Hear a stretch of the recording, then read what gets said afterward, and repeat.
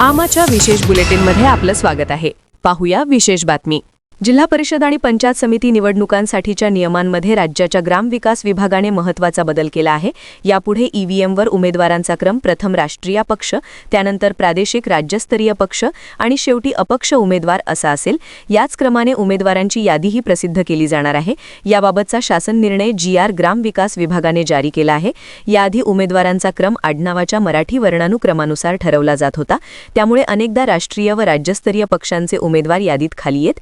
नव्या गेझेटनुसार हा नियम बदलण्यात आला असून मान्यताप्राप्त पक्षांचे उमेदवार यादीच्या वरच्या क्रमांकावर असतील.